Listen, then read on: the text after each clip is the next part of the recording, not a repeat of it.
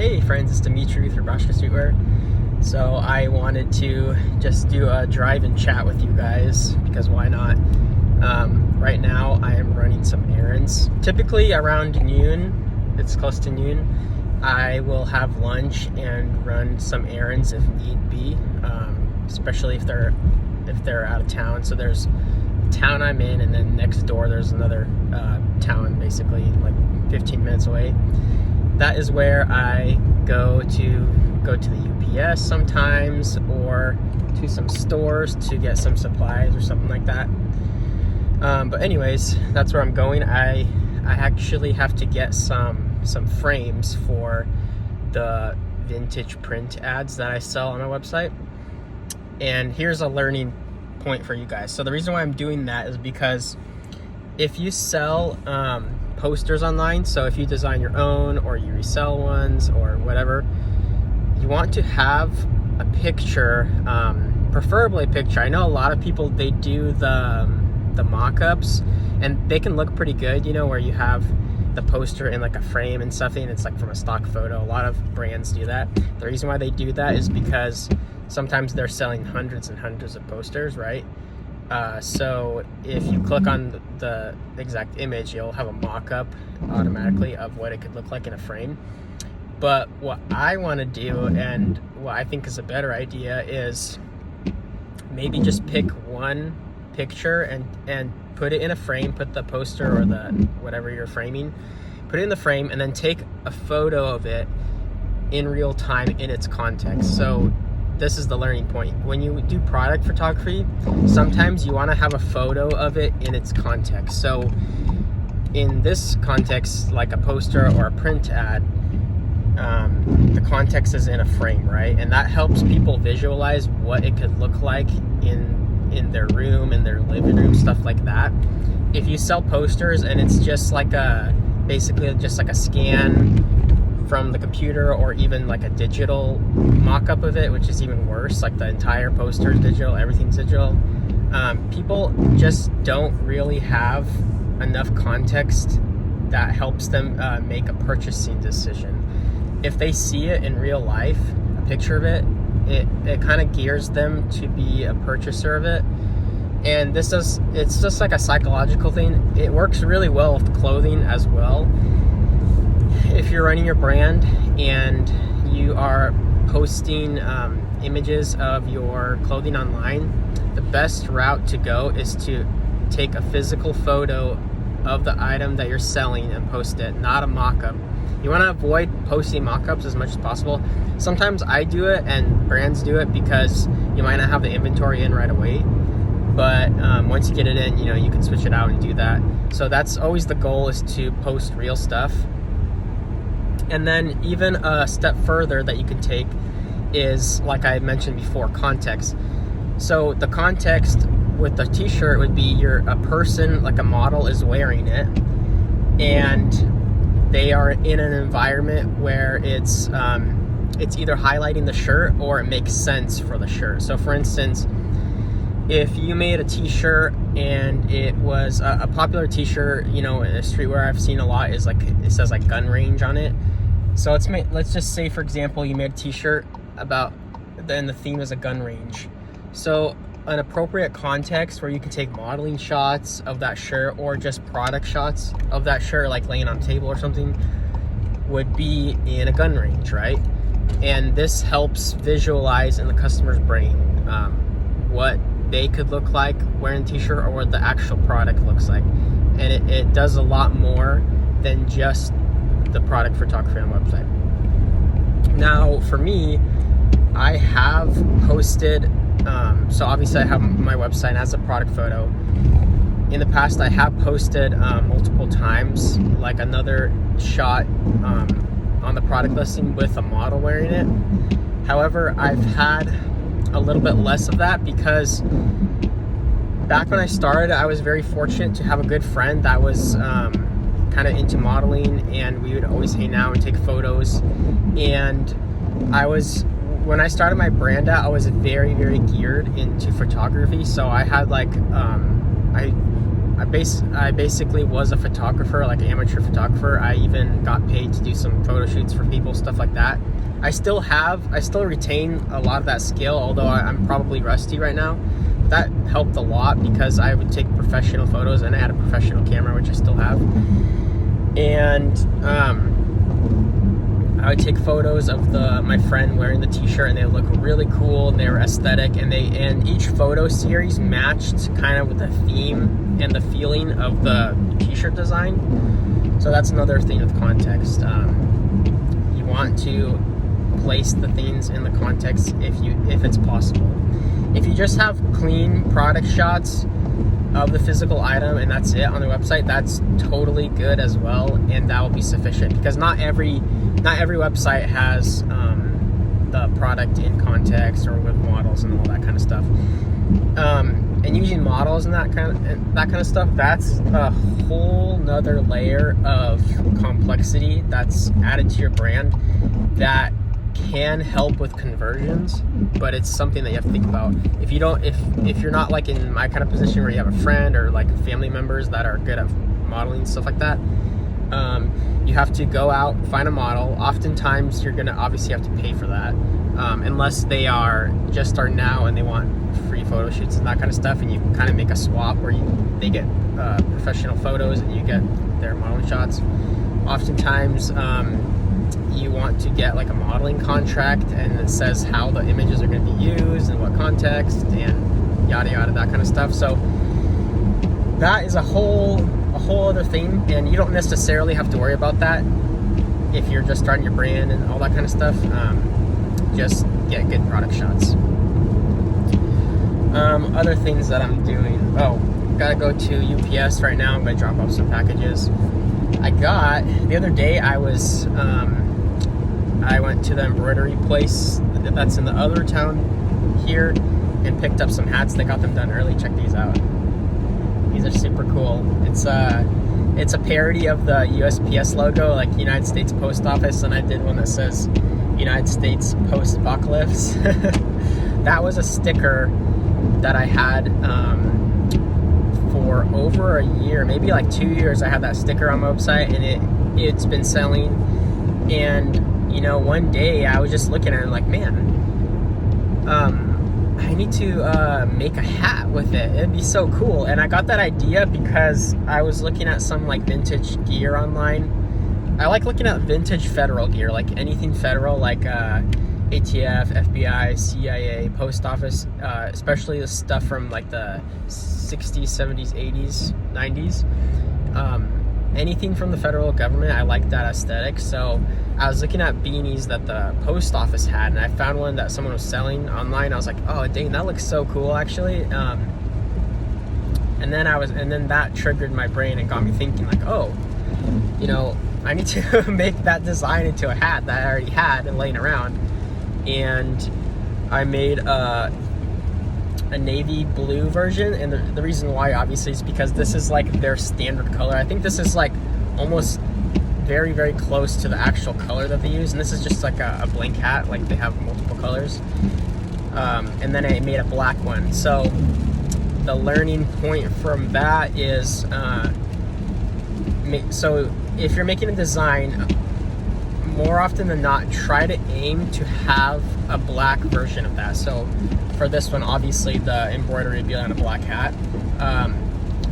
Most things that people like to buy, hoodies, t-shirts, hats, they like to buy them in a black or a white colorway, and that's the most popular t-shirt colors, and hats as well. People love black hats.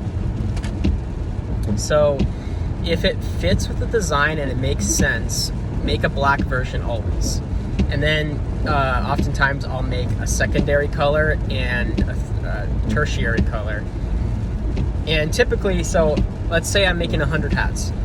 I like to make 50 of them black because that's the most popular color. And then I make maybe 50 of another color if I'm doing a secondary color. If I have a tertiary color, I will do 25 of the second color and 25 of the third color, making 100. That is a model that has been very successful for me. The reason why, as well as because, let's say I'm doing like a crazy hat color, like like royal blue or like bright blue or neon or something like that. There isn't like a ton of people that want that hat color, but there is still a chunk of people that want it, and that's why you make less of that color if you're sending over like embroidery files to get stuff to get embroidered, because you can basically have different colored hats, and it's the same embroidery pattern, the design that's going on each hat. So the manufacturers, typically they're not gonna really care if you're using blank hats like that at your local manufacturer, embroiderer. They're not gonna obviously care what colors there are. They're charging you basically for the design, right? And they could place that design on any color hat, so it doesn't matter. So that's what I like to do. I don't know what other brands do. Another cool thing with that as well is that if you make the secondary and tertiary colors less than the main color, it actually adds sort of a rarity to it, and that could be a selling point to consumers. You'd be like, oh, there's this colorway and it's limited, and we barely made any of them. And also on the resale market, it sort of turns into an oddity because there's obviously lots of black colorways of items, and people, that's the ones that sell a lot. But when interesting colorway pops up online and people resell it, it kind of makes it more interesting for customers because it's rare, that kind of thing. So yeah, that's another thing. One thing I've been doing recently is I got a black notebook. I bought this maybe 2 months ago. I bought it and I used it a little bit, but this season, since we're in the new year, right now I'm kind of trying new things and kind of learning and experimenting a little bit more this year. I'm kind of stepping out of my comfort zone. So I have actually a smaller black notebook that I use, like I take like notes at church, and it's like smaller than this, but I got a larger one for the office because I can draw notes in it or draw pictures in it because it's bigger. It's not as small. And then what I've been doing is I've been writing down my daily tasks to do in the office in it, and it's been really helpful. Like for instance, I wrote down what I got to do in the office the other day, and I got like 70% of like all my items done, right? Which was really helpful. And then I just transferred over and made a new list for today, all the stuff I got to do. Now, I have been, oh, that's crazy. Some lady's car broke down. Sorry about that. Lost my train of thought. Oh, I have been using my Microsoft To Do app, and that is something I use daily. If something pops into my head and I need to write it down right away, I always go to that app and I write it down no matter what. I've made a video about this in the past. It used to have a different name, actually. I forgot what it was called. It doesn't have that. It wasn't called Microsoft To Do because Microsoft bought it. Yeah, but you guys can find it. Anyways, that is also very helpful. I have the app on my phone. I don't carry this everywhere I go. It's mostly in the office, although I do carry it if I'm running errands, and so it's in my car, or it's at my house if I bring it over on the weekend or something. But yeah, so I have two ways of taking notes, one digitally, one physically. So that's something that I've been doing, and it's been really helpful to kind of get the day managed well. I'm still going to the gym, and that's been going really great. Honestly, I don't know why I was slacking on this earlier.